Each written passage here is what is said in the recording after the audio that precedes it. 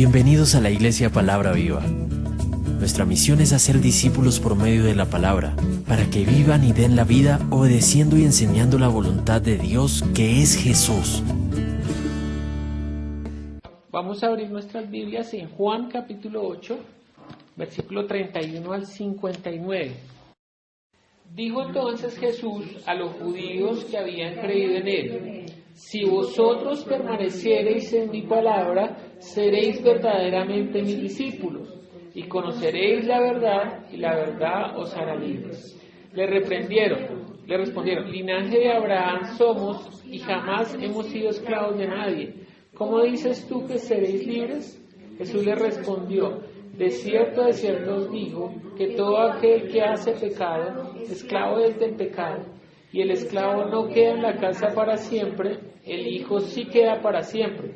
Así que si el Hijo os libertare, seréis verdaderamente libres. Sé que sois descendientes de Abraham, pero procuráis matarme porque mis palabras no hayan cabida en vosotros. Yo hablo lo que he visto cerca del Padre, y vosotros hacéis lo que habéis oído cerca de vuestro Padre. Respondieron y le dijeron: nuestro Padre es Abraham. Jesús les dijo: si fueres hijos de Abraham, las obras de Abraham haríais.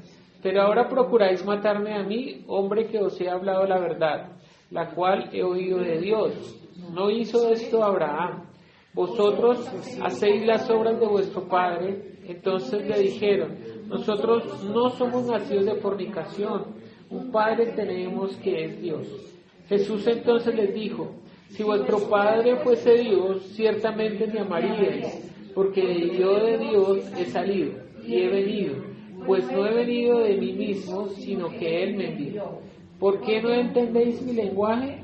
Porque no podéis escuchar mi palabra. Vosotros sois de vuestro padre el diablo, y los deseos de vuestro padre queréis hacer. Él ha sido homicida desde el principio y no ha permanecido en la verdad, porque no hay verdad en él. Cuando habla mentira, de suyo habla, porque es mentiroso y padre de mentira. Y a mí, porque digo la verdad, no me creéis.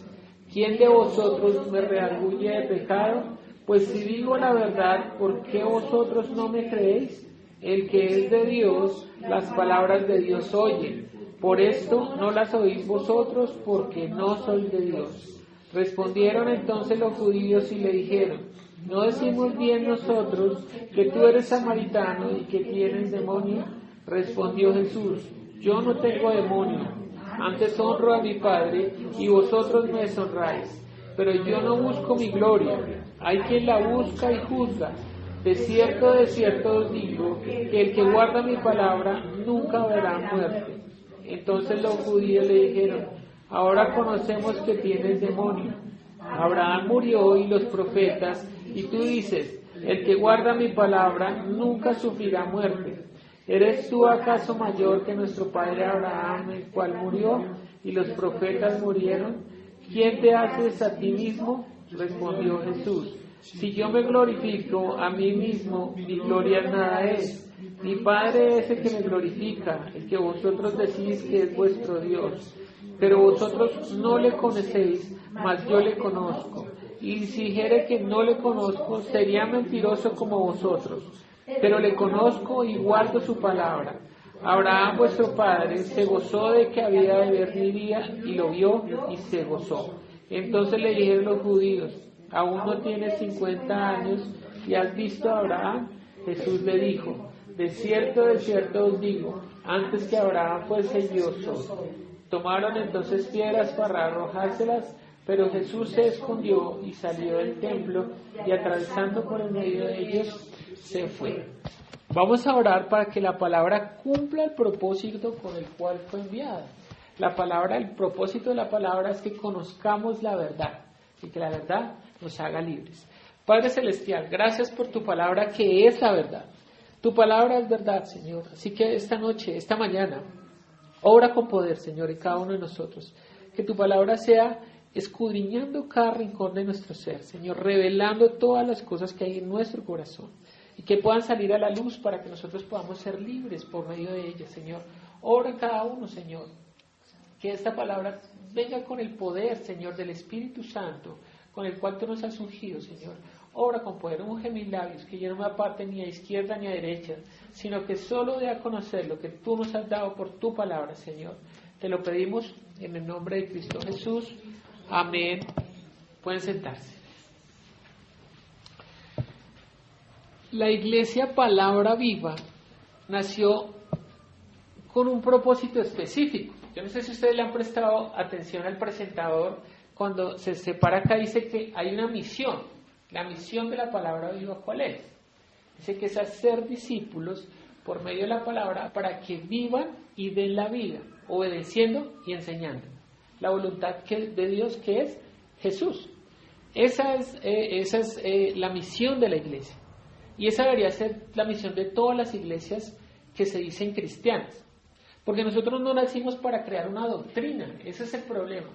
Que las iglesias crean sus doctrinas, pensamientos de hombres para que se acomoden a la escritura. O sea, que la escritura se acomode al pensamiento del hombre y ellos poder hacer toda una doctrina. Pero nosotros no estamos haciendo una doctrina. Nosotros lo que enseñamos es cómo escudriñar la palabra y que cada persona descubra la verdad. Yo no soy capaz de enseñarles la verdad, pero el Señor sí. Entonces mi misión acá es que ustedes puedan entender la escritura. Es como cuando un electricista, por ejemplo, ¿en qué se diferencia de nosotros? Que él coge un plano y le va a decir, mire, es que aquí hay una lámpara, aquí hay un interruptor. Y me dice, pero es un sabio, ¿cómo hace para leer todas esas cosas? No, es que les enseñaron cómo se leía el plano, ¿cierto? Entonces le mostraban cada acotación, cómo se leía, ¿cierto? Cada dibujito que representaba. Entonces ella coge cualquier plano y lo puede leer sin ningún problema, porque eso fue lo que aprendió. Entonces lo que nosotros hacemos es eso, les estamos enseñando cómo se debe leer la Biblia, cómo ir a la Escritura sin ningún prejuicio religioso, sin ningún pensamiento humano, sino que de ella, como dice la Escritura, salte hacia nosotros y podamos tener la vida espiritual. Cuando tenemos la vida espiritual, entonces uno ya puede leer de cualquier parte de la Escritura y uno ya sabe de qué se trata.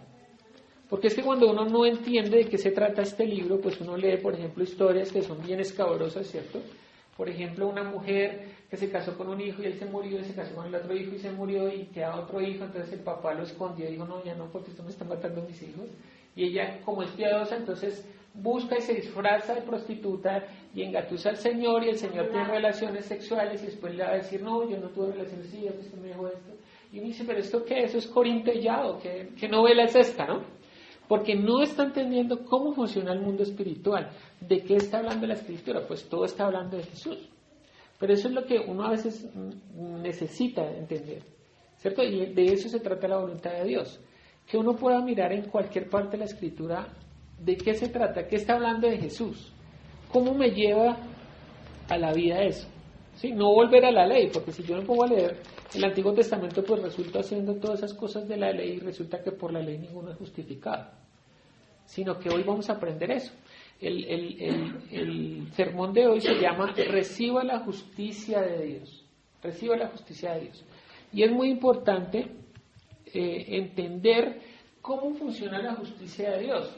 Porque uno normalmente, cuando uno habla con las personas que se dicen ateas, pues uno le dice, bueno, ¿y usted por qué no cree en Dios? Y dicen, pues es que es muy sencillo, vea, Dios no puede existir. ¿Por qué?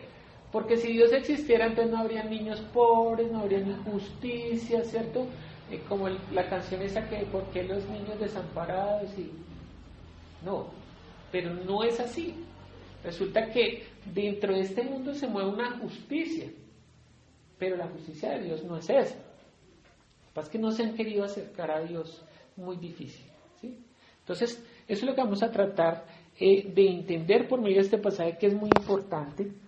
Los fariseos, cuando uno mira la Escritura, los fariseos son personajes muy importantes dentro de la Escritura para entender lo que no se debe hacer.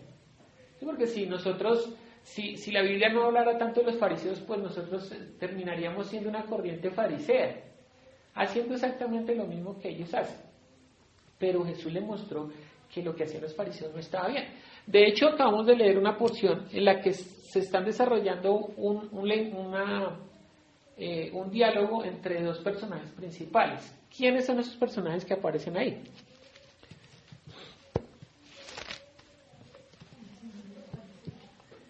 ¿Están hablando quiénes? El Señor le apareció. No dice necesariamente, ¿qué dice el versículo 1? El versículo 31, perdón. Dijo entonces Jesús a quiénes? A sus discípulos no. A los judíos. Todos. A los judíos que habían creído en él. Fíjense que el Señor no está hablando con cualquiera, está hablando con unos judíos que ya han creído en él y que lo siguen. Y él les va a decir todo esto. De hecho, hay una parte que es bien difícil, que a veces uno dice, pero ¿cómo el Señor los trata de duro ahí? Porque ¿cómo los llama? ¿Cómo les llama a esos judíos que habían creído en él? Eso, sí, no lo pierdan de vista porque vamos a estar ahí.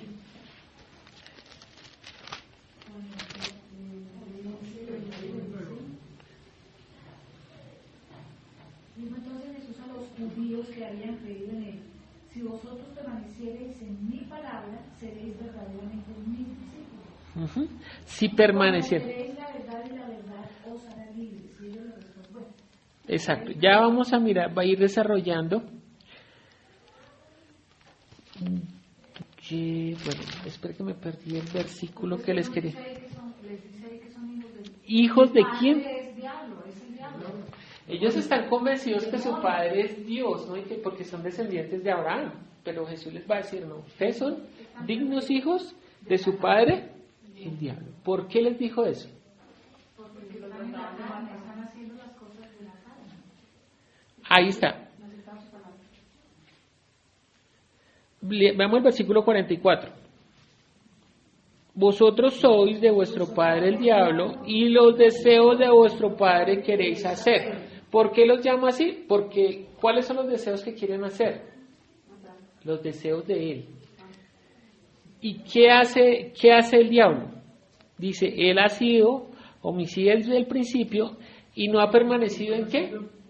En la verdad, porque no hay verdad en él. ¿Pero por qué no hay verdad en él? Ahí lo responde. Cuando habla mentira, de suyo habla porque es mentiroso y padre mentira. Nosotros hemos hablado mucho acerca de la verdad. ¿Cierto? Que nosotros no nos podemos quedar en la gracia, sino que tenemos que ir a la verdad para ser realmente libres. Pero no hemos hablado mucho de la mentira. Entonces, si la verdad es Cristo y su palabra, entonces, ¿qué será la mentira? Ahí está diciendo, ¿cierto? Dice que cuando habla mentira, de suyo habla. Porque es que ni Jesús está hablando de su propia cuenta, porque él está diciendo, yo lo que yo hago, lo estoy recibiendo del Padre. O sea, ni siquiera Jesús está hablando por su propia cuenta. Por eso él dice que él está hablando la verdad. Y si negara eso, entonces sería mentiroso como ellos, les dice, ¿no? Pero ¿por qué él está hablando la verdad? Porque lo que recibió del Padre, cuando estaba con él, es lo que nos ha dado a conocer. Esa es la verdad. Pero el diablo, ¿por qué es mentiroso? Porque habla de suyo propio, lo que él cree. ¿Se da cuenta lo delicado que es hablar de su propia cuenta? Cuando uno no conoce la Escritura y dice, no, es que a mí me parece, o es que yo creo, entonces está cometiendo el pecado satánico. Porque está hablando de su propia cuenta sin conocer la voluntad de Dios. Por eso es tan importante conocer la voluntad de Dios. Se da cuenta que por mucho tiempo nos mostraron que lo satánico eran las sábanas de la Sirenita y Winnie Pooh y Pikachu y todos esos, que eso es satánico. Entonces nos mostraron y nos enredaron en una cantidad de cosas que decían que eran satánicas y nosotros alejándonos de eso, cuando realmente lo satánico era hablar de su propia cuenta. Y se da cuenta lo facilista que es uno para hablar. No, yo creo, es que uno, y pone voz de teología, ¿no? Y todo. Yo creo, no, es que Dios, ¿cómo va a ser capaz Dios siendo bueno de mandarme a mí al infierno? Pues es que eso no le cabe a nadie en la cabeza, resulta que esa es su justicia. Por eso es que el niño está malherido, ¿cierto? Y por eso es que la pobreza y por eso todas las cosas que son contrarias, porque quieren establecer su propia justicia, no la justicia divina. Entonces, volviendo al tema, a mí me pasó algo muy, muy chistoso, ahora suena chistoso, en el momento no lo fue tanto, y fue que alguna vez llegaron una pareja de cristianos a mi casa, ¿cierto? Traídos por mi hermano, que vea, les voy a invitar a ellos, vienen a traer la palabra, y que no sé qué. Entonces, pues empezó a hacer un estudio bíblico, y en la segunda visita de estudio bíblico, entonces ellos empezaron a hablar de eso. de que todo era satánico, que nosotros no podíamos tener una cantidad. Entonces mi papá tenía unos cuadros muy bonitos de unas figuras egipcias y unas cosas, y mi hermana tenía unas colecciones de búhos, unos muñequitos ahí de búhos y eso. Entonces ellos empezaron a tener como una chiripiorca espiritual y a decir que Dios les estaba mostrando que eso era de Satanás y que eso había que romperlo, y decían, nos acabaron con la casa. Y lo peor es que nosotros estábamos consintiendo eso. Entonces, no, esto hay que romperlo, y yo le ayudaba, yo rompía, y eso de mi hermana, esa colección de búhos, y yo le rompía, y esas vírgenes, y rompa, y resulta que después del tiempo me dijeron, tan tontos, o sea, ¿cómo así que eso es satánico? Pues muéstrame la escritura que eso es satánico. Claro, cuando es manifiesto, ¿cierto? Pues si yo estoy rindiendo culto a Satanás, ¿cierto? Hay muchas agrupaciones musicales, por ejemplo, en la música también hablan, no, que eso es de Satanás, póngalo al revés, y entonces escuchan ahí, mire que dice Satanás, que mire que roba, que no sé qué. Y nos endulzaron el oído, y nosotros distraídos en eso, estábamos cometiendo el pecado que realmente es satánico, que era hablar de nuestra propia cuenta. O sea, que yo hable lo que yo piense, sin venir a la escritura. ¿Se da cuenta? Porque el apóstol Pablo dice que cuando él predica el evangelio, les predica con temor y con temblor. Porque es que es muy delicado pararse aquí, porque yo daré cuentas por lo que yo les estoy diciendo a ustedes. Porque si yo los estoy llevando a la mentira, los estoy llevando a la condenación. Pero si les abro la verdad, como dice el Señor, a veces la verdad no es tan dulce. ¿Se da cuenta? Porque a veces las iglesias evangélicas que predican el evangelio no mantienen así llenas. Porque es que cuando uno se confronta con el evangelio, uno sale reargüido, uno no sale feliz, uno sale, uy Señor, ¿cómo así que yo tenía que hacer eso? Señor, qué pena, ¿qué estoy haciendo con mi vida? ¿Se da cuenta que el evangelio siempre es confrontante? De hecho, los mismos discípulos de Jesús le van a decir, dura es esta palabra. Y él dice, ¿ustedes se quieren ir también? Porque cuando Jesús habla, no habla lo que él le nace, o lo que él piensa, o lo que es agradable a los oídos del oyente, sino que siempre habla la verdad. Y de eso se trata hoy. O lo que vamos a aprender acerca de Dios es que Dios es justo. Dios es justo. Vamos a ir al Salmo 7. ¿Sí? No pierdan de vista o Juan 8. Vamos a ir al Salmo 7. Nosotros siempre leemos un salmo que tiene que ver con la predicación, y el salmo era el Salmo 92. ¿Y alguien se acuerda con qué palabras terminaba? El Salmo 92 que leímos hoy. Miremoslo antes de ir al Salmo 7. El Salmo 92 termina para anunciar que Jehová mi fortaleza es recto. ¿Y qué? En él no hay injusticia. Entonces, ¿cómo se atreve a decir a alguien que Dios no existe porque Él es injusto? ¿Se dan cuenta?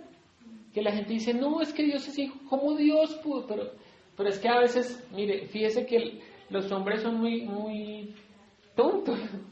Porque uno a veces hace las cosas, hacen malas cosas y espera que el resultado sea bueno. Y cuando el resultado es malo, ¿cierto? Entonces hizo un mal negocio, fracasó por su ineptitud, o porque no supo, porque no se asesoró. Y cuando está en la bancarrota, ¿qué es lo primero que dice? Señor, ¿por qué me hiciste esto? ¿Se da cuenta lo contrario que es el pensamiento? Es injusto. Porque realmente fue su responsabilidad. Dios le dio un raciocinio, un pensamiento.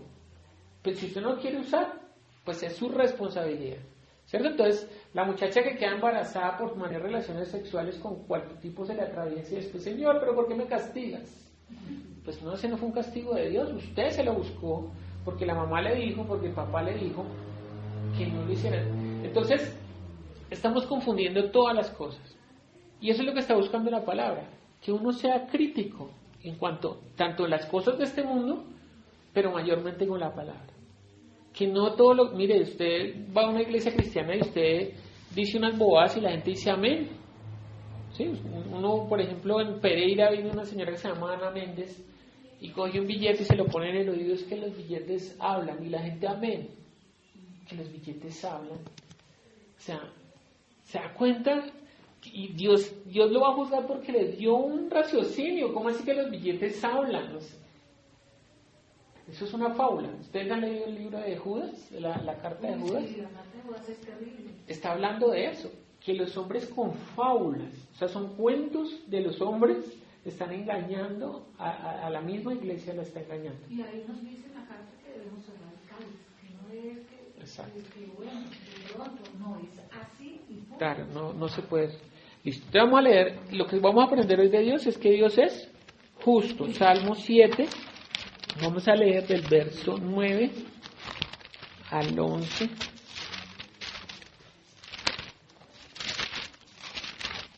Fenezca ahora, Sí. fenezca ahora la maldad de los inicuos, mas establece tú al justo, porque el Dios justo prueba la mente y el corazón. Mi escudo está en Dios, que salva a los rectos de corazón. Dios es pues justo, y Dios está airado contra el impío todos los días. Entonces, ¿cómo es Dios? Es justo, ¿cierto? ¿Y cómo nos prueba? Prueba la mente y prueba el corazón, ¿sí? Entonces, fíjese que es por la mente que nosotros vamos a ser probados, por el pensamiento y por lo que hay en el corazón. Lo que pasa es que uno está alimentado, el cerebro humano es demasiado complejo. Nosotros hemos sido alimentados con doctrinas y pensamientos desde antes de nacer. Porque comprobado científicamente, ¿no? El efecto Mozart es que desde antes de nacer ya él debe estar recibiendo por el oído. Todas las cosas se está percibiendo el mundo por el oído. Porque escucha todo de afuera. De hecho, cuando mi hijo nació y yo le hablaba a él inmediatamente, recién nacido, yo le hablaba y él era como buscando la fuente de mi voz, porque ya me había oído, ¿sí? Entonces uno desde antes de nacer está siendo alimentado por doctrinas, pensamientos, cosas de nuestros papás, de nuestros maestros. El apóstol Pedro lo va a decir en la primera carta, que fuimos rescatados por el Evangelio de una vana manera de vivir, la cual recibimos ¿de quién? De nuestros padres. Entonces nosotros vivimos conforme a nuestro pensamiento. ¿Por qué actuamos así? Pues porque así nos enseñaron, porque nuestro corazón fue adoctrinado en un pensamiento. Entonces uno cómo reacciona hoy en día, uno no sabe a veces cómo va a reaccionar, ni siquiera uno sabe. La Biblia dice que engañoso es el corazón más que todas las cosas. Pues la Biblia también va a decir que guarda tu corazón porque de él ¿qué emana? La vida. Porque las decisiones que tomamos a raíz del corazón, ¿cierto? Que el corazón es el que manda. Uno no sabe cómo va a reaccionar, uno no sabe cómo va a actuar. ¿Cómo actúa uno? Porque uno a veces se choca tanto, pues porque la verdad duele. ¿Será? A uno no le gusta que le digan la verdad. Pues uno es muy sincero con todo el mundo, ¿no? Para uno es muy fácil decirle, ay, usted cómo es de mentiroso, ay, usted cómo es de no sé qué. Pero cuando me lo dicen a mí, ¿cómo duele, no? ¿Duele? Claro que duele. Porque me están diciendo la verdad, me están mostrando mi realidad. Por eso la Biblia, a veces la gente no le gusta eso. Porque Dios es justo. ¿Qué significa que Dios es justo? Que le da a cada uno lo que se merece, lo que le corresponde. Entonces cuando un papá le está reprendiendo al hijo, pues el hijo no quiere oír. Entonces, ay hijo, pero mira, y Jesús se lo va a decir ahí, volvamos a Juan 8, el versículo 43, porque Jesús, él está hablando a los judíos que ya han creído en él, o sea, ya han escuchado sus palabras. Y les dice esto. ¿Qué dice? ¿Por qué no entendéis mi lenguaje? Porque no pueden escuchar su palabra, porque es la verdad, porque duele. Entonces, imagínense al niño cuando uno lo está regañando, ay, él se tapa los oídos. No, yo no quiero escuchar eso. Y así somos nosotros a veces. El Señor por su palabra habla y uno no. ¿Por qué no puede entender mi lenguaje? Porque no quiere escuchar su palabra. Porque su palabra es clara, es clara. ¿De quién es el problema? Pues de uno que no quiere escuchar, no quiere entender, porque no quiere escuchar. Por eso dice la palabra, la Biblia misma dice que la fe viene por el oír. ¿Pero el qué? La palabra de Dios. Así viene la fe, por el oír. Por eso es importante la predicación de la palabra. Sí, porque a veces uno dice, no, pero con solo la lectura, no, pero es que es por el oír. Que alguien le predique. Sí, por eso Felipe va a ser enviado por el Señor a predicar el nuevo cor, que él estaba leyendo Isaías, pero no entendía. Entonces llega Felipe y le enseña desde Isaías todas las cosas que Jesús se decía y le predica el Evangelio y él. ¿Qué impide que yo me bautice? Y le pregunta a él que se entiende y dice, ¿cómo voy a entender? Sí. Nadie me va Exacto. Entonces, ahí también se puede derribar otro argumento que hoy más adelante vamos a mirar, no me quiero adelantar. Entonces, ¿cuál es la justicia de Dios? ¿Cuál será entonces la justicia de Dios? Miremos lo que dice Romanos 3, 21 al 26.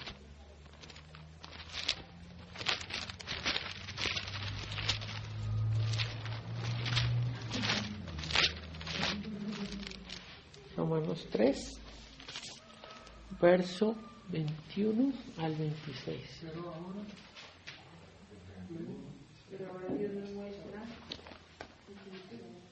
¿Ya estamos todos?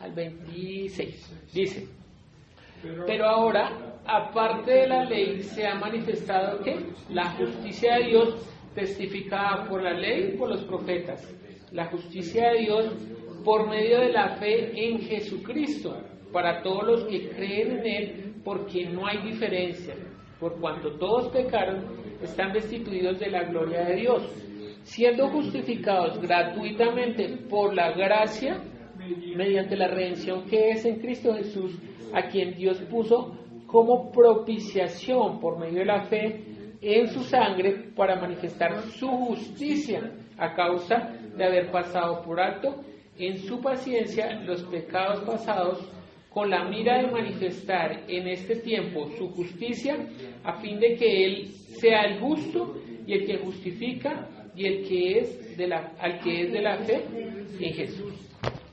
Entonces fíjense que se ha manifestado, está hablando nuevamente de los dos pactos. Dice que aparte de la ley, que está hablando de la ley, pues del antiguo pacto, aparte de la ley, ¿qué se ha manifestado? Se ha manifestado la justicia de Dios.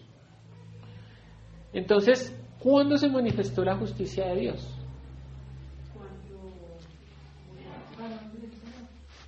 Miremos lo que dice Juan, primera de Juan, primera carta de Juan, capítulo 1,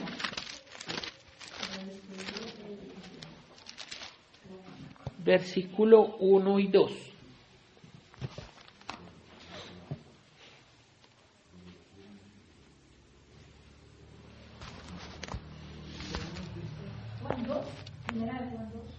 Primera de Juan 1, 1 y 2. Dice, lo que era desde el principio, lo que hemos oído, lo que hemos visto con nuestros ojos, lo que hemos contemplado y palparon nuestras manos tocante al verbo de vida, porque la vida fue manifestada y la hemos visto y testificamos y os anunciamos la vida eterna, la cual estaba con el Padre y se nos manifestó. ¿Cuándo se manifestó? Cuando vino Jesús. Cuando se manifestó. ¿Cierto? Porque dice lo que era en el principio. Miremoslo un momentico, Juan 1:1. ¿De qué principio está hablando? ¿De Génesis? ¿Será que es de Génesis 1? En el principio era el verbo, y el verbo era con Dios, y el verbo era Dios. Era la palabra. Sí. Sí, porque el verbo ¿Y después qué dice el verso 14? El verbo 14 nos dice, y aquel verbo fue hecho carne. O sea, cuando nace Cristo. La palabra toda es. Entonces el principio es ¿Cuándo se manifestó la justicia? Es que fíjense lo que está diciendo Romanos 3. Otra vez. Que aparte de la ley se manifestó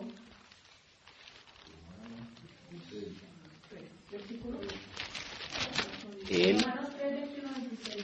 Pero no, lee eso el 21.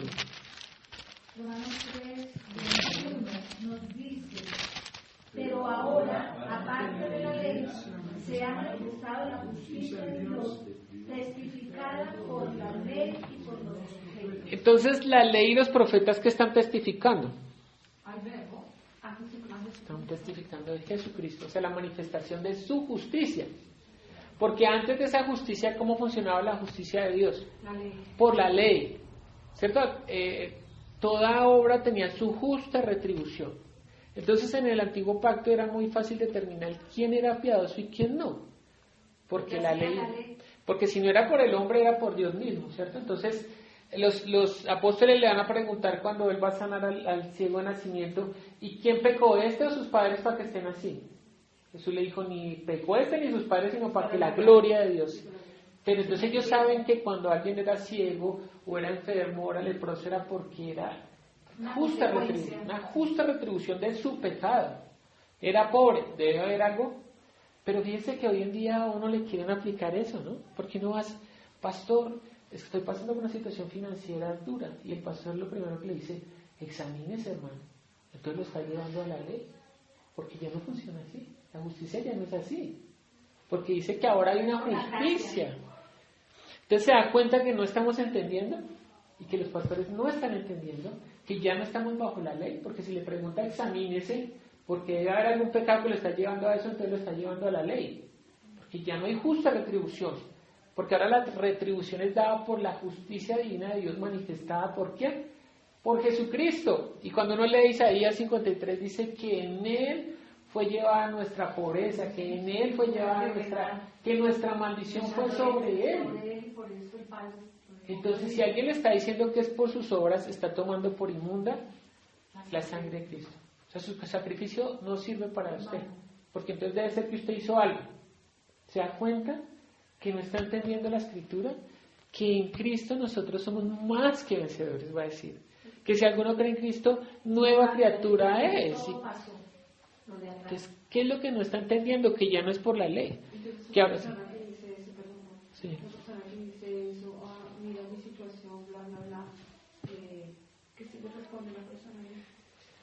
Es que, mira, normalmente uno está padeciendo en este tiempo más por sus malas decisiones.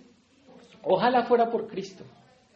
Porque la Biblia dice que bienaventurado, que si es por Cristo, que vituperen, que nos peguen, que nos escupan, y nosotros solo bendecimos. Pero es que la mayoría de consejerías es porque concentraron, su Dios no es Dios, sino que están buscando las cosas de este mundo y no se le dan. Entonces vienen, ay, ¿qué hago? Que es que no me está saliendo. Y no, mira, y la mayoría de consejerías son situaciones coyunturales que se han sobrevenido por su mal comportamiento, porque no quiere trabajar, o porque trabaja en exceso, ¿sí? O porque no lleva una buena relación con su esposa. Mire, yo no puedo utilizar la Biblia para llevar a una persona, porque lo que está hablando la Biblia son cosas espirituales, para que si el espíritu está bien, todas las cosas ayudan a bien a los que aman al Señor. Pues aquí la respuesta correcta, pero no sería, también me preguntan, yo respondería, pues pídele fortaleza al Señor y tómate esa copa amarga que seguramente es para tu bien.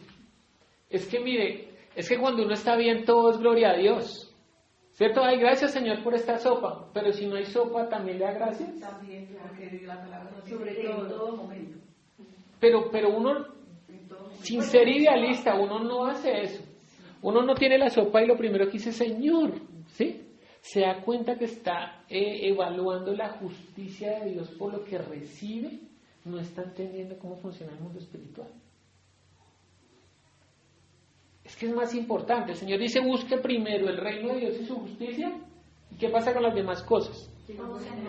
Pero estamos buscando las demás cosas y no el reino de Dios y su justicia. Entonces, por ende, así tenga todas las cosas, va a ser un miserable, como dice Apocalipsis. Y lo toman, yo conozco a alguien, pues supuestamente es pastor, y le enseña a sus seguidores, porque son seguidores de la palabra de la vida, uno analiza y son seguidores de Cristo. Pero les decía, busquen primeramente el reino de Dios. Entonces les prohíbe que tengan que trabajar, que deben dedicarse todo el tiempo a predicar el Evangelio, todo el tiempo a irse por todas las partes, y que el Señor les va a dar. O sea, no trabajen, y una familia sin trabajar, entonces ahí viene una cantidad de cosas. Pero se da cuenta que Mateo 28 les dice yendo, lo que pasa es que la traducción dice vayan y hagan discípulos, pero en el original dice yendo hagan discípulos. O sea, sin dejar de hacer una cosa, hagan los discípulos. Entonces, ¿dónde hacen los discípulos? Pues en su trabajo, en su estudio, con su familia, yendo, hagan los discípulos. No dice deje, porque la Biblia dice que si no trabaja, que no coma. También lo dice, ¿no? Y dice, el obrero es digno de su salario. Y va a decir que 7 días trabajarás y uno se le dedicarás al Señor. Entonces el Señor no está diciendo que no trabaje, sino que aproveche más bien ese espacio de trabajo para hacer los discípulos. Entonces tampoco está entendiendo. Porque no es dejar todo, porque es que ahorita también se volvió, ¿qué hago? No encuentro nada que hacer. Ay, pues me voy a volver pastor, porque no tengo nada que hacer. Mire, a tal punto hemos llegado que en un clasificado en el tiempo, me encontré yo un clasificado que decía, se busca socio para montar iglesia cristiana en la sesión de negocios. ¿Cómo así? ¿No se está entendiendo que no es un negocio? Pero a ese punto hemos llegado. ¿Por qué? Porque esa es la mentira. Eso es lo satánico. ¿Que dónde se mueve? Pues dentro de la iglesia cristiana. Porque él, ¿para qué ataca al inconverso? El inconverso no necesita atacarlo porque ya está perdido en su pensamiento. ¿Dónde va a atacar? Pues en el cristianismo, porque no es que eso es lo que le hace daño a él. El que se acerca a Dios y es libre por medio de Jesucristo. Pero si logra engañarlo y engatusarlo en otras cosas, se da cuenta que la iglesia de la cual yo provengo era una iglesia que hace 20 años predicaba el Evangelio y ahora habla de pura prosperidad. Esa debe ser nuestra oración, porque nosotros no estamos exceptos del pensamiento humano. Entonces, de aquí a mañana que nos desviemos y empecemos a hablar otras cosas que son contrarias, que el Señor nos guarde más bien. Entonces, fíjense, pero ¿por qué es tan difícil para ellos entender? Ya vimos. ¿Por qué es tan difícil entender su justicia? Primero porque no pueden escuchar, porque son como el niño que está siendo reprendido, no me diga nada. No pueden entender su lenguaje, porque sus palabras no hayan cabida en ellos, porque ellos están esperando es otro tipo de Mesías, un Mesías que los libere físicamente del yugo, ¿sí? El de los romanos. Si ellos más bien están esperando uno que llegara en un caballo blanco, pero llegó en un burro. Que hiciera grandes manifestaciones, pero nació en un pesebre. Que se mostrara como un rey, pero se vestía igual que los otros. Porque cuando dijeron, ¿quién de ustedes es Jesús? Era porque no lo reconocían de entre los otros discípulos. Es que Hollywood nos mostró una imagen de Jesús con un vestido blanco, ¿cierto? Con los dientes perfectos, con el cabello así, ¿cómo se llama? Sí, y que hablaba con un lenguaje así todo... Pero cuando lo están buscando, dice, ¿quién de ustedes es Jesús? ¿No? Entonces, porque su túnica debía ser muy parecida a la de los otros, estaba sucia porque él caminaba con los discípulos para todo lado. Pastor, ¿hay alguna descripción física de Jesús en la Biblia? Sí, Isaías dice que es sin atractivo físico para que no lo deseemos, que no sea por su atractivo y su elocuencia, ¿no? Porque es que hoy en día, ¿por qué siguen a la gente? Porque son elocuentes. Fíjese, ustedes leen en Hechos a Apolos, cuando se levantó Apolos era un piloso. Y cuando hablaba la gente, ¡ay, cómo habla! Pero lo van a coger, Priscila y Aquila le van a decir, ojo, que usted habla muy bonito y todo, pero usted no está hablando todo el Evangelio. Venga, lo adoctrinamos más bien. Venga, le enseñamos el Evangelio para que siga, porque tenía una gran capacidad de hablar, es erudito y es, ¿cómo que dije ahorita? Elocuente para hablar. Y con carisma, con ángel. Tiene un carisma terrible, pero no está hablando todo el Evangelio. Entonces venga más bien, le enseñamos bien el Evangelio para que utilice ese don que Dios le dio para que la gente lo siga. A Jesús. ¿Sí? Entonces, a veces uno se deja llevar por esa elocuencia y por eso dice que es inatractivo para que no lo deseemos. Que no sea porque, ay, como es de bonito, ¿cierto? Como habla de bonito, ay, Jesús no habla bonito. El rey Saúl, que era de hermoso parecer y que iba que el más alto de Israel le daba aquí al hombre a Saúl. Era un hombre grandísimo y atractivo. Entonces, la gente no seguía porque dice, es el tipo de rey, ¿no? Pero Dios nunca va a utilizar un hombre así. Fíjese que va a desplazar a Saúl por David, que es el más pequeñito de los hijos de Isaí. El que debiera ser el rey de Israel era el guerrero, el mayor. Pero no, escogió fue a David. De hecho, Isaí ni siquiera se tomó cuando vino el profeta a decirle que uno de ellos iba a ser escogido, ni siquiera llamó a David y dijo, no, yo quiero a David. Sí, que el pensamiento humano siempre es contrario al de Dios. Isaí dijo, no. Y el profeta dice, no, de aquí no, hay alguno de ustedes que no es. ¿Dónde está? Hay uno que falta. Entonces Isaí dice, ¿David? Va, llámalo que está fuera cuidando las ovejas. Pero ese era. Porque la justicia de Dios es distinta a la que el hombre cree. Siempre va a ser distinto. Porque el hombre cree una cosa, a menos que el hombre se logre sincronizar con el pensamiento de Dios. Por eso el apóstol Pablo va a decir, no se conformen a este siglo. Cuando dice siglo no está hablando de tiempo, sino de este sistema, este universo. No sé, porque la Biblia habla de este siglo y el siglo venidero como este universo y el cielo y los cielos. Entonces no se conforman a este siglo, porque el príncipe de este siglo es Satanás. No se conforman a este siglo, sino transfórmense por medio de la renovación de su entendimiento, para que puedan comprobar que la voluntad de Dios es buena, agradable y perfecta. Pero ¿cuándo empieza a entender que la voluntad de Dios y la justicia de Dios es perfecta? Cuando su mente es renovada. ¿Con qué? Con la palabra de Dios. ¿Se da cuenta? Parece que fuera inspirada la Biblia, ¿no? Romanos 10. Vamos a leer Romanos 10. Verso 1 al 13. Antes de ir búsquenla, pero antes de leerla dice, ¿por qué para los judíos era tan difícil entender esa justicia? Tenemos que busquen la cita. Romanos 10:1. Entonces uno va a ver que los judíos no reciben la justicia de Dios porque quieren hacer su justicia propia, ¿cierto? Su justicia propia es en base a la ley, porque muchos eran irreprensibles por la ley y querían ser justificados. Quería que Jesús les viniera y les dijera, ay, ¿cómo son ustedes de buenos? Ustedes eran los que yo estaba buscando, con ustedes voy a hacer la iglesia. Pero les dice antes que ustedes, para las prostitutas y los ladrones y los recaudadores de impuestos. Porque ustedes creen que su justicia es por las obras de la ley. Entonces los judíos eran salvos por la ley. Leamos lo que dice Romanos 10, capítulo 1. Dice el apóstol, ¿sí? Ciertamente el anhelo de mi corazón y mi oración a Dios por Israel es para salvación. Para salvación. O sea, ¿cuál era la oración de Pablo? Que sean salvos todos. Que ellos que se creían justos y que se creían que eran salvos por la ley, fueran salvos, porque no lo eran. Sean salvos de verdad. Si Pablo está hablando para que ellos sean salvos es porque ellos por la ley, que por la ley no se puede, que no es posible por sus obras. Por eso el presentador siempre que va a orar la oración de arrepentimiento dice que si nos presentamos con nuestra justicia delante de Dios, ¿cómo es? Es desagradable para Dios. Porque no es que está tomando por inmunda la sangre. O sea, para ustedes es más valiosas sus obras que el sacrificio. Que algo que es... ¿Se da cuenta? Mire, si hay algo que a uno le duele es que a un hijo le hagan el feo. ¿Cierto? A usted le pueden ofender y no... bueno, no, tranquilo. Pero háganle algo a mi hijo. No, eso duele. Y uno no... es más difícil de perdonar. Pero estamos ofendiendo al Padre, porque dice que si lo rechazamos a Él, estamos rechazando al Padre.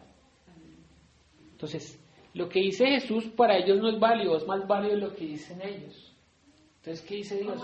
No es sagrado. Es más válido lo que dice el Papa Francisco que la palabra. Correcto. Y el Señor nos da de pronto esa capacidad de que a veces llegan los WhatsApp, ¿cierto? A veces dice, Papa Francisco, el Papa dijo. Y la reacción mía inmediata es, lo dijo el Padre, lo dijo mi Dios, no lo dijo el Papa. ¿Qué lo está repitiendo? No es el Papa, es el Señor. Y me enojo. A veces me Pues es que mire, la gente es muy tonta porque van a un culto donde nos manipulan almáticamente, les manipulan con luces, con música, y llega un ungido con una voz impostada a decirles, el Señor les dice hoy que van a ser libres de sus cargas emocionales, van a ser libres de sus deudas, van a ser libres de no sé qué.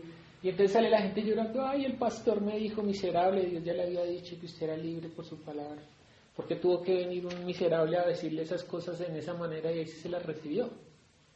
Si Dios ya lo dijo, ¿no lo dijo? Lo que pasa es que como no conoce la palabra, entonces, miremos, sigamos leyendo Romanos 10. Porque yo les doy testimonio de que tienen celo de Dios, pero no conforme a ciencia, porque ignorando la justicia de Dios y procurando establecer la suya propia, no se han sujetado a la justicia de Dios, porque el fin de la ley es ¿quién? Cristo, para justicia a todo aquel que cree, porque la justicia que es por la ley de Moisés escribe así, el hombre que haga estas cosas vivirá por ellas, pero la justicia que es por la fe dice así, no digas en tu corazón, ¿quién subirá al cielo? Esto es para traer abajo a Cristo. ¿Quién descenderá al abismo? Esto es para hacer subir a Cristo entre los muertos. Mas, ¿qué dice? Cerca de ti está la palabra, en tu boca y en tu corazón. Esta es la palabra de fe que predicamos, que si confesares con tu boca que Jesús es el Señor y creyeres en tu corazón que Dios lo levantó de los muertos, ¿qué? Serás salvo. Porque con el corazón se cree para justicia, pero con la boca se confiesa para salvación, pues la Escritura dice, todo aquel que en Él creyere no será avergonzado, porque no hay diferencia entre judío y griego, pues el mismo que es Señor de todos, es rico para con todos los que le invocan, porque todo aquel que invocar el nombre del Señor será salvo. Otra mala práctica entre la iglesia, repita conmigo, hacerlo repetir una oración y ya es salvo. ¿Se ha dado cuenta que eso en las iglesias? Claro, uno puede invitar a una persona para que ore, para que el Señor lo transforme, para que empiece a... Pero es que uno no se enamora de una persona. Si yo voy y le digo a una señorita un piropo, entonces ya somos novios. Dice es que utilizan este verso para hacer esa oración, la que llaman oración de fe. Entonces, repita conmigo, Señor, escribe en mi libro, ya no me acuerdo cómo es esa oración. Señor, me arrepiento de todas mis cosas, transfórmame a esa persona que tú quieres que yo sea, escribe mi nombre en el libro de la vida, amén. Y ya, hay fiesta en el cielo porque el pecador se arrepintió por una oración. Entonces, porque dice que el que confesare, es que la confesión, ¿qué confiesa uno? Lo que uno tiene certeza en el corazón, ¿cierto? ¿Qué es lo que habla uno? Porque uno habla con tanta confianza de algo. Porque conoce, porque sabe, ¿cierto? Si yo hablo de mi esposa, pues les voy a decir cosas de mi esposa con certeza, pero si yo no la conozco, yo puedo hablar de ella. Entonces, eso se llama confesar, que yo conozco, ¿cierto? Que lo que yo ya soy, eso expreso. Entonces no puedo utilizar ese versículo para decir que una persona que repita conmigo, que hizo la oración de fe es salva, porque la vida eterna se trata de conocerlo, ¿cierto? Dice Juan 17:3. Y esta es la vida eterna, que te conozcan o que te estén conociendo a ti. Entonces yo no puedo conocer a una persona con hacer una oración. Y de hecho, pastor, hay muchos que han hecho la oración y nunca jamás van a la iglesia y nunca jamás volvieron y nunca van a todo lo Pues contrario. claro, porque ese no era el objetivo. El objetivo era que él viniera y escuchara el Evangelio. Entonces, es que fíjense lo contradictorio que es el pensamiento del hombre. Viene una persona que es inquietada por Dios, genuinamente quiere conocer de Dios, quiere acercarse a Dios, y entra a una iglesia cristiana. Y ese día el pastor habló de cómo ser un buen líder, o cómo ser un buen empleado. Entonces utilizó toda la escritura para adornar ese pensamiento. O cómo no ser chismoso. Entonces, Santiago 3. Entonces que la lengua y que esto, y le está hablando todo el tiempo que cómo ser que le está enseñando ley. ¿Saben qué lo está metiendo? En maldición. Es maldito todo aquel que quiere permanecer en las obras de la ley para hacerla. Dice la Biblia, ¿cierto? Lea Gálatas, lea Romanos, que no es por la ley. Lo quiere meter en la ley, ¿cierto? Porque le va a enseñar cómo ser un buen esposo, cómo ser un buen amante, cómo ser un buen líder, cómo ser un buen profesor, Yo puedo utilizar la Biblia para lo que sea. ¿Cómo vestirse bien según la Biblia? Entonces miremos cómo dice el Señor que los lirios de los campos se visten con... Entonces utiliza esos colores. ¿Se da cuenta que yo puedo utilizar las cosas para cualquier... Entonces esa persona que necesitaba era escuchar el Evangelio, escuchó una conferencia de superación personal y al final de la conferencia le dice, repita conmigo. Pues eso no tiene ninguna transformación. Porque él sale diciendo 7 pasos para ser un buen esposo. Y de pronto llega a ser un buen esposo, pero está perdido. Y lo único que se le movió fue su alma. Que su espíritu no fue tocado porque el espíritu se toca con la palabra de Dios, con la justicia de Dios, con la verdad. Pero le hablaron de todo menos del Evangelio y cuando se va, pues se va igual que como entró. Pero repita conmigo. Entonces, no, él ya es salvo. Pues error porque la salvación viene por el oír, por la fe, porque es que la fe, cuando uno lee Hebreos 11 dice que es certeza y convicción. Certeza de lo que no se ve, convicción de lo que no vemos. ¿Qué? Certeza de lo que se espera. Entonces le enseñan a la gente también que la fe es que si quiere su casa o su camioneta, entonces tenga fe. Y ponga la llave dibujada en el...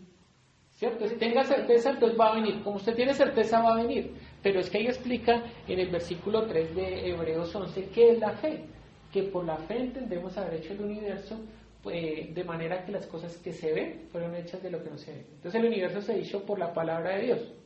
Entonces, ¿qué es lo que no se ve? La palabra de Dios. ¿Qué es lo que se ve? Pues la creación. Entonces, ¿qué es la fe?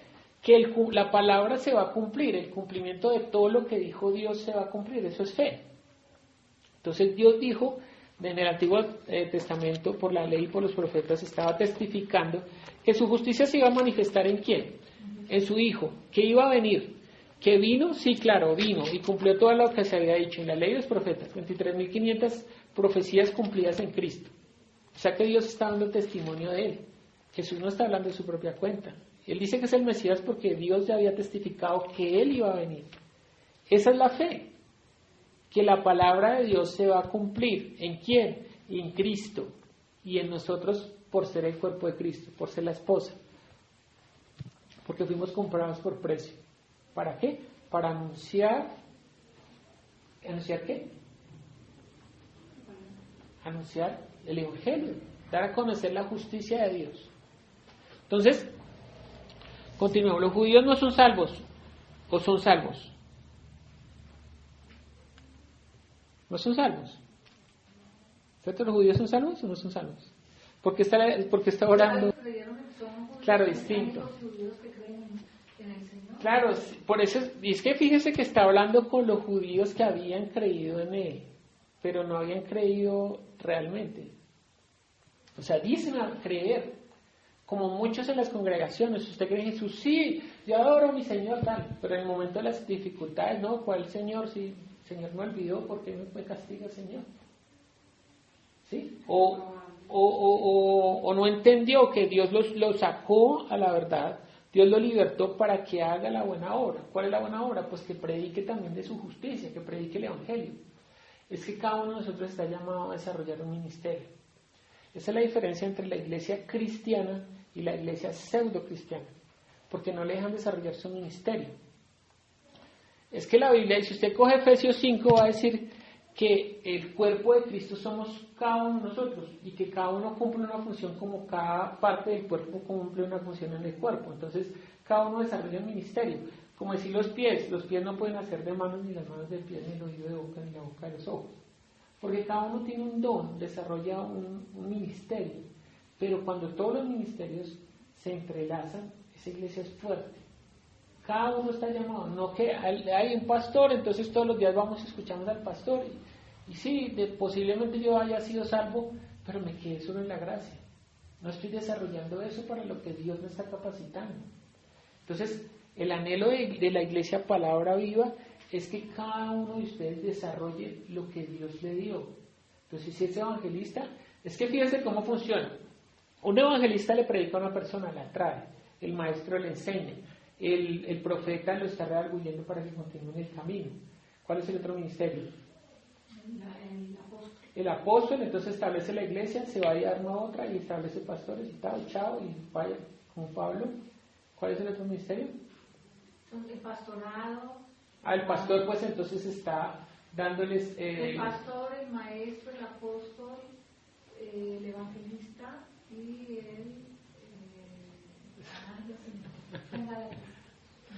Entonces, cuando cada ministerio es desarrollado por cada uno, ¿y quién le entrega ese ministerio? ¿El ungido? No, hay unos que... La misma iglesia va a buscarlo, ¿cierto? Ay, venga, ore por mí, que usted como que, usted sabe, ¿cierto? Usted sabe orar, entonces que está reconociendo en él. O, ay, venga, enséñeme que usted como que sabe, pues maestro, faltaba el maestro. Enséñeme que usted como que sabe enseñar, que está reconociendo. Ay, mire que tengo este problema, que le estás buscando, entonces es un profeta. Profeta no es que le va a decir, no, yo declaro en el nombre de Jesús que vas a tener casa, finca, carro, beca. Ese no es un profeta. Según la Escritura, es el que lo puede rearguir y llevar a la Escritura. ¿Sí? Ese es el profeta. Entonces, cada ministerio desarrollado dentro de la congregación, pues es poderoso, porque cada uno está desarrollando su misión. ¿Sí? Y toda la iglesia es... Él establece... Hay algunos, los bautistas creen que ese ministerio ya no existe, que fue dado solo a los apóstoles, a los 12 y no más. Pero si lo miramos desde el punto de vista bíblico, pues el apóstol sería el que funda, así como Pablo, que él entonces iba a Corinto, iba a Éfeso, ¿cierto? Y en cada uno en Tesalónica, entonces levantaba ya el pastor, le decía, bueno, usted como que es pastor, venga para acá, usted es la diaconisa, tú es la que presta la casa, entonces usted va a organizar acá, usted entonces busca personas, decía que buscaba gente piadosa para que sirviera dentro de la congregación. Entonces ya establece eso, ustedes ya están ahí y después por cartas les empieza a decir, bueno, ¿cómo vamos?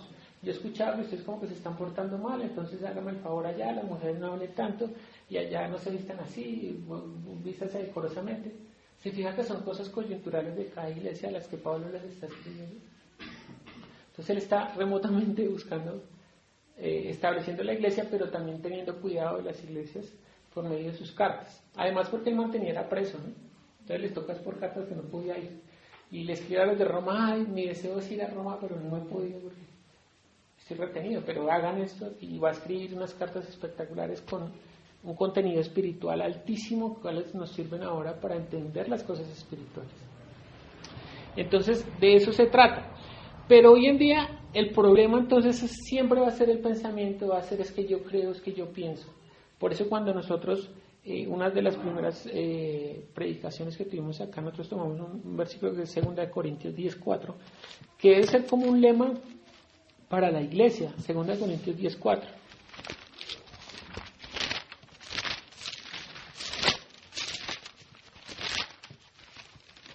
Porque ahí nos muestra realmente cuál es nuestra guerra espiritual, contra qué es que nosotros estamos luchando.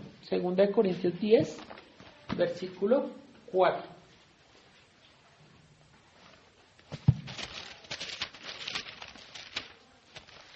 Las armas con las que luchamos no son de este mundo, sino que tienen el poder de Dios para destruir la fortaleza del enemigo. Con nuestras armas también destruimos los argumentos de los que están en contra nuestros.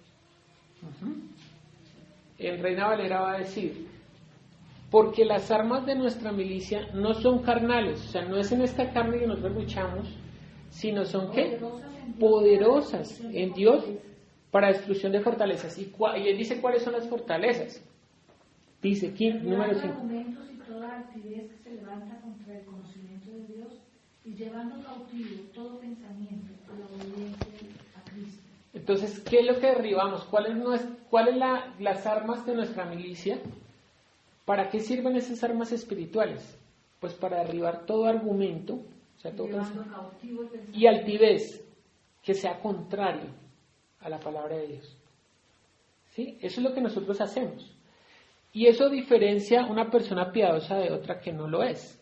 La persona que es capaz de arrodillarse delante de la palabra es la que aún sabiendo, conociendo que su pensamiento es contrario, dice no, si Dios lo dice, yo lo hago. Aunque mi esencia, lo que me enseñaron no era así, pero Dios lo dijo. Entonces ¿yo qué hago? Derribo eso y voy a la obediencia en Cristo. Y eso es lo que hace un discípulo. Por eso dice, el Señor le va a decir a los que habían creído en Él, si mis palabras permanecen en ustedes, realmente van a ser mis discípulos, y cuando sean mis discípulos conocerán la verdad, y la verdad ¿qué les va a hacer? Libres. El primer paso es arrodillarse delante de la palabra y que la palabra permanezca, que haya permanencia, porque uno puede decir, mire, una vez se recibe palabra que uno dice, uy, sí, Señor, de verdad que sí, y yo hoy me arrepiento, yo de aquí en adelante quiero seguir en ese pensamiento, no en el mío, en ese. Pero a los 8 días, como con las personas que uno se relaciona normalmente entre la semana no son creyentes, entonces va a decir el apóstol Pablo que no se convierta usted a ellos, sino que ellos más bien se conviertan a usted. Porque entonces a final de semana uno llega otra vez a culto, repitiendo los pensamientos de ellos y no ellos los de uno. Entonces, eso es lo que uno tiene que hacer. Derribar ese argumento y llevarlo cautivo a los pies del Señor. Sí, Señor, sí, yo sé que yo siempre intento nuevamente pensar como pienso, pero ayúdame, Señor, genuinamente, y Él lo va a hacer. Va a ayudarle a derribar esos argumentos, que eso es espiritual. Porque tiene que bombardear con este pensamiento. Lo que pasa es que si uno no lee la Escritura es muy difícil. Si uno se dedica más a ver La Niña o ¿cómo es esa otra novela que empezó? La de... Entonces, ¿con qué está bombardeando su pensamiento? ¿Se da cuenta? Pero si uno más bien escudriña, no, Señor, y bombardea su pensamiento, Señor, tú dices en tu palabra esto, sí, Señor, o a otro nivel. Entonces, está bombardeando con otro pensamiento. Entonces, esa es nuestra guerra espiritual, derribando argumentos y altivez. Porque claro, cuando uno tiene un pensamiento, uno dice, no, a mí no me cambia nadie. ¿Cómo así? Yo soy así. Exacto. Ese es un mal pensamiento. Bien, entonces la ley, además de mostrar nuestra condición, ¿cierto? Que la vez pasada leíamos en Romanos 3:19, que la ley estaba dada para que nosotros reconozcamos que somos, ¿qué? Pecadores, que nosotros no podemos por la ley. Muestra nuestra condición, además de mostrarnos eso, ¿para qué más sirve? Romanos 3:21.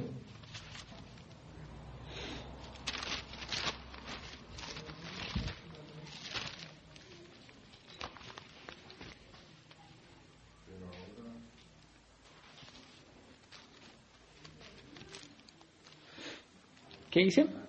Pero ahora, aparte de la ley, se ha manifestado la justicia de Dios, testificada por ¿qué? Entonces la ley y los profetas, además de acusarnos y mostrarnos nuestra condición, sirve para dar testimonio a favor de Jesucristo. Mire lo que dice Juan, capítulo 5, versículo 37 al 47. Juan 5. 37 al 47.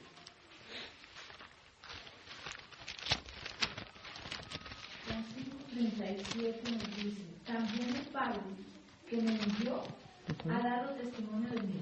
Nunca habéis oído su voz, ni habéis visto su aspecto, ni tenéis su palabra morando en vosotros, porque a quien Él envió, vosotros no creéis. Hasta con el 7. 39. Escudriñad Las Escrituras, porque a vosotros os parece que en ellas tenéis la vida eterna, y ellas son las que dan testimonio de mí. Paremos un momentico ahí. Ese versículo es clave. La gente, ¿por qué escudriña las Escrituras? Pensando que ahí, ¿qué hay? ¿Cierto? ¿Hay qué? Salvación, ¿cierto? Dice, ahí dice, leámoslo otra vez. Escudriñad las Escrituras porque a vosotros os parece que en ellas tenéis vida eterna. Dice, os parece. Les parece. Pero ¿para qué son las Escrituras? Ahí dice. Y ellas son las que, ¿qué? ¿Qué hacen las Escrituras? Dan testimonio de Cristo. Y ustedes no quieren venir a mí para que tengáis vida. Entonces fíjense cómo se ha usado la Escritura. Ustedes creen que aquí está la vida eterna, que leyendo la Escritura tienen vida eterna. Entonces voy a cumplir los 10 mandamientos, ahora soy bueno. Ahora como cumplo los 10 mandamientos soy bueno. Ahora voy a hacer esto, ahora voy a hacer lo otro, ahora voy a cumplir toda la ley del levirato, ya no voy a comer carne. ¿Y les parece que en eso está la vida eterna? En hacer las cosas de la conducta, de la ley. Por eso muestra la religión. Porque la ley era la religión que ellos guardaban para adelante con Dios. Esa es la mejor religión, porque fue la que dio Dios. Que por la ley se acercaron. Pero dice que a ustedes les parece que ahí está la vida eterna, pero lo que está haciendo la Escritura hasta ese momento, pues solo existe de Génesis a Malaquías. Pero a ustedes les parece que ahí está la vida eterna, pero lo que hace la Escritura es dar testimonio de mí, y ustedes no quieren venir a mí para que tengan la vida. ¿Sí ve cómo funciona? ¿Para qué sirven las Escrituras? Lo hemos estado mirando. Que el Padre está dando testimonio acerca del Hijo todo el tiempo por medio de la ley y los profetas. Por eso Juan 3:21 va a decir que aparte de la ley se ha manifestado la justicia de Dios, o sea, Cristo, testificada por medio de ¿qué? De la ley y de los profetas. Entonces aquí ¿qué hay? Ley y hay profetas. ¿Qué están haciendo? Testificando a favor de Jesucristo para que tengamos fe. Es que la fe no es una fuercita como dice el pastor Diego, ni es un paso al vacío. ¿Sí? ¿Le han enseñado eso? Es que la fe es un paso al vacío, resulta que no. Porque no es que Dios testificó en toda la ley y los profetas a favor de Cristo para que uno no tenga una fe ciega. Le va a decir Jesús a Tomás, Tomás, ve, y lo reprendió, Le dijo, no, más bienaventurado es el que sin ver creyó. Pero le dijo, venga y certifique. Porque en este momento todos estamos creyendo por la fe, no por nada, ninguno de nosotros vio nada. Pero está testificado. Entonces uno está comprobando, ¿sí ves? Cuando uno lee, por ejemplo, Juan 6, que está ahí adelante, él está hablando del pan de vida. Adelante Juan 5. Bueno, pero no terminemos de leer Juan 5, escudriñad las escrituras, porque a vosotros os parece que en ellas tenéis la vida eterna, y ellas son las que dan testimonio de mí, y no queréis venir a mí para que tengáis vida. Gloria de los hombres no recibo, mas yo os conozco que no tenéis amor de Dios en vosotros. Yo he venido en nombre de mi Padre, si es que él no habla de su propia cuenta, y no me recibís. Si otro viniere en su propia cuenta, a ese recibiréis. ¿Cómo podéis vosotros creer si recibís gloria los unos de los otros y no buscáis la gloria que viene del Dios único? No penséis que yo voy a acusaros delante del Padre. Hay quien os acusa, Moisés, en quien tenéis vuestra esperanza. Porque si creyeres a Moisés, me creerías a mí, porque de mí escribió él. Pero si no creéis a sus escritos, ¿cómo creeréis a mis palabras? ¿Qué escribió Moisés? ¿Cuáles libros escribió Moisés? 5. Moisés escribió el Pentateuco para nosotros. Génesis, Éxodo, 5 libros. Que para nosotros es el Pentateuco, para ellos es la Torá. Esa es la Torá de ellos, el libro de la ley. ¿Y de qué está hablando Moisés? ¿Solamente de la ley? No, está hablando, dando testimonio de Jesús. Entonces miremos cómo habló Moisés de Jesús. Gálatas 4, 21 al 26. ¿Sí? Decidme los que queréis estar bajo la ley. ¿No habéis oído la ley? Porque está escrito que Abraham tuvo 2 hijos, uno de la esclava, el otro de la libre. Pero el de la esclava nació según la carne, mas el de la libre por la promesa. Eso es alegoría. Donde estamos nosotros, Sí. ahí está reflejado la ley y la gracia. Sí, ¿qué dice? Lo cual es una alegoría, pues estas mujeres son los 2 pactos. El uno proviene del monte Sinaí, el cual da hijos para esclavitud, o sea, la ley. Sí. Este es Agar, porque Agar es el monte Sinaí en Arabia y corresponde a la Jerusalén actual, pues esta, junto con sus hijos, está en esclavitud. Mas la Jerusalén de arriba, la cual es madre de todos nosotros, es libre. Porque está escrito, regocíjate, oh estéril, tú que no das a luz, prorrumpe en júbilo y clama, tú que no tenéis dolores de parto, porque más son los hijos de la desolada que de la que tiene la mujer. Entonces, ¿cómo está hablando Moisés acerca de Jesús? Por alegorías, dice, ¿no? O sea, fíjense que dentro de la ley se está desarrollando toda una historia con Abraham. Entonces, Abraham les da la promesa, les vamos a ver qué es la promesa que le digo. Le da la promesa y dice, como señala esa promesa, va a tener un hijo y de ese hijo pues será llamada descendencia. O sea que por ahí va a venir el Mesías. Esa fue la promesa que dio. Pero entonces la esposa de Abraham, que es Sara, le dice, no, yo ya no puedo tener hijos, eso debe ser muy difícil. Más bien la ley dice que si se mete con la concubina de ella, que se llama Agar, entonces toma mi concubina y dame de ella. La esclava de Sara, entonces se la entrega para que tenga hijos, y ahí va a nacer Ismael. Pero entonces, todo eso que está sucediendo por la ley, no era más que mostrarlo a futuro iba a suceder, que iba a haber una mujer, una iglesia, que la iglesia es la mujer, una mujer que da hijos para esclavitud, o sea, la que está bajo la ley, y otra que da hijos para libertad, la cual es por la promesa.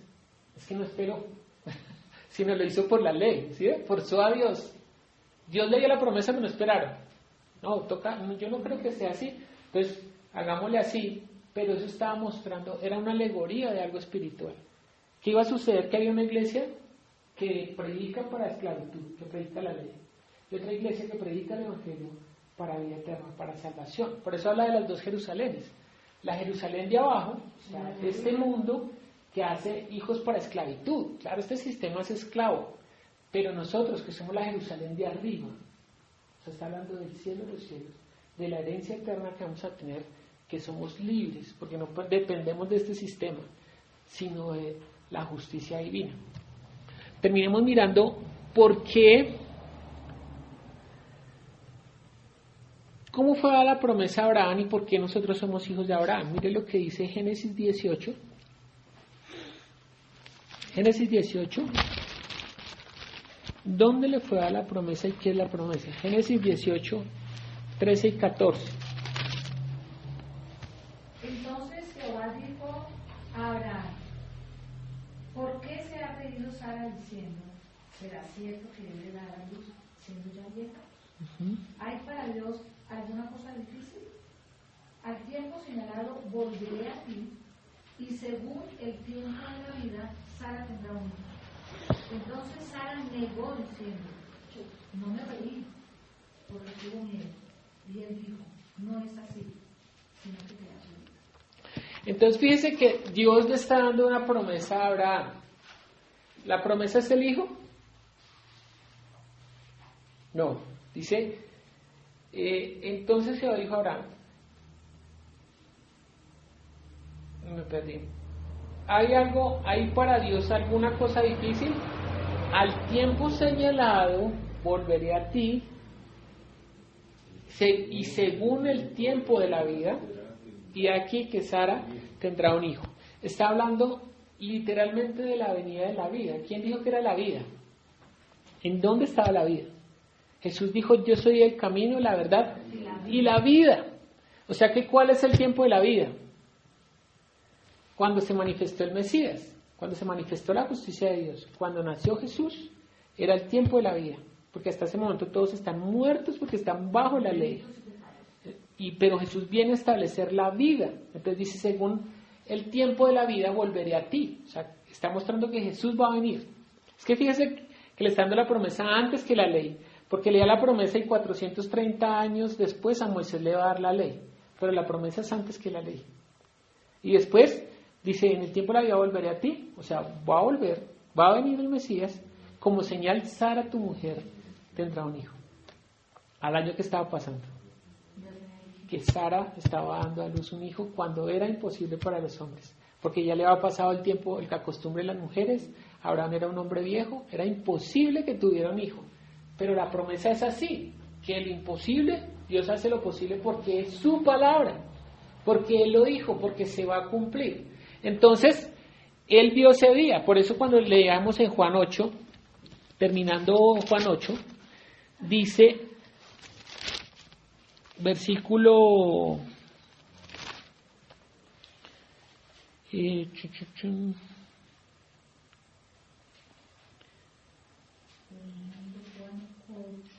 el 54.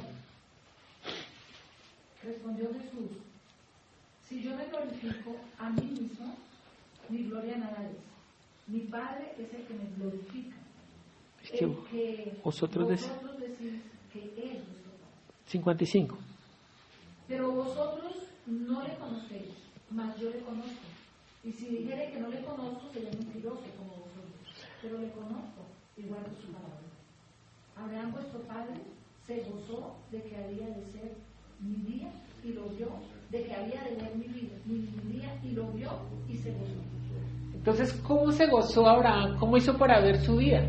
¿Cuándo vio el día del Señor? ¿Es que acaso lo vio?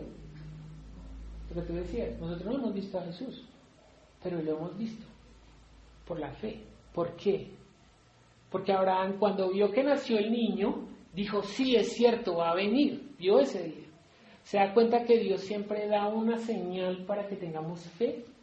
Él nunca le pide a uno fe sin dar algo para que creamos. Por eso son las señales, las manifestaciones. O sea, en ese momento Él ve que nace el Mesías. Claro, Él está viendo en Él el cumplimiento de su palabra. Así funciona. Dios nunca le dice, mire, siempre hay una profecía a corto, a mediano y largo plazo. La profecía a corto plazo, decía Daniel, en 10 años vamos a ser cautivos en Babilonia, pero va a venir el Mesías. Entonces a los 10 años eran cautivos. Entonces por la fe sí va a venir el Mesías. ¿Por qué? Porque se cumplió la profecía de corto plazo. ¿Se da cuenta que Dios no le da a uno una fe ciega? Sino que le muestra una señal antes de la fe. ¿Cuál es la señal nuestra? Que nosotros tenemos vida espiritual ahora, por la palabra. Y ahora sí podemos ver el día del Señor. Cuando empezamos a comprobar por la Escritura. Entonces uno empieza a comprobar, ay sí, tiene que ser, porque es que es muy difícil que toda esta gente se haya equivocado y haya escrito. Eso ahí es en la primera venida del Señor, o sea, cuando Él se hace carne, y la segunda. Hay más referencias bíblicas de la segunda venida que la primera, pero aún así la gente no cree que va a volver. Pero bueno, entonces ellos ahí después le van a decir, también vosotros habéis sido engañados, ¿acaso? Perdón, me pasé para la otra hoja. Jesús les dijo, de cierto os digo, antes que Abraham fuese yo soy, le iban a apedrear, porque dijo que antes de él era. O sea, se estaba haciendo igual a ¿quién? A Dios. Entonces, dentro de toda esta conversación que ha tenido con los judíos, les dice que son hijos del diablo porque quieren hacer las cosas del diablo, o sea, hablar de su propia cuenta y quieren permanecer en su pecado. Entonces, ¿cuál es el pecado que es imperdonable según la Biblia? Todos los pecados son perdonados, pero hay un pecado que es imperdonable. La blasfemia contra el Espíritu Santo. ¿Qué es la blasfemia contra el Espíritu Santo? Miramos lo que dice Juan 3, 16 al 21.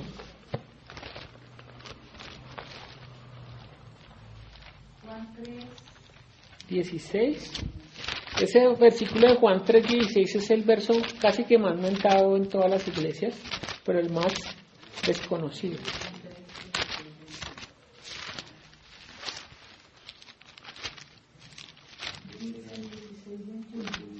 Porque de tal manera que ha dado a su Hijo unigénito para que todo aquel que en él cree ¿Y en el no qué? se pierda, que en él cree, No se pierda. mas tenga vida eterna. Porque no envió Dios a su Hijo al mundo para condenar al mundo, sino para que el mundo sea salvo. Hasta el 21. El que en él cree no es condenado, pero el que no cree ha sido condenado porque no ha creído en el nombre del unigénito Hijo de Dios. Entonces, ¿cómo funciona la justicia de Dios? ¿Es por la ley? Es por el creer con fe. Dice, el que cree en Él, ¿qué pasa el que cree en Él? No será condenado. Pero el que no cree, ¿tiene que esperar algún tipo de condenación? Ya está condenado. Ya está condenado porque no quieren creer en Él. Por eso dice que de tal manera amó Dios al mundo que ha enviado a su Hijo unigénito para que el que en Él cree no se pierda, mas tenga vida, porque esta vez no vino para juzgar, sino para que en Él seamos salvos. Ahorita casi viene para eso. Estamos en esa dispensación, es lo que llaman los teólogos la dispensación de la gracia. O sea, si usted en este momento se arrepiente genuinamente, no por repetir una oración, porque repitió conmigo, sino porque cree con la fe. ¿Cuál fe? De certificar, de tener la certeza y convicción de que Cristo es quien dijo que era. Si cree eso y lo sigue y sus palabras permanecen en Él, en uno, entonces ahora somos sus discípulos, podemos tener la verdad y podemos ser libres. Eso es recibir la justicia de Dios, no por lo que yo pienso, sino por lo que Jesús dice. Esa es la justicia de Dios, no de la de los hombres. Jesús no le dijo al ladrón, repita conmigo. Le dijo de cierto, ¿por qué? Porque lo reconoció por la fe. Creyó que era el Mesías. Entonces reciba la justicia de Dios.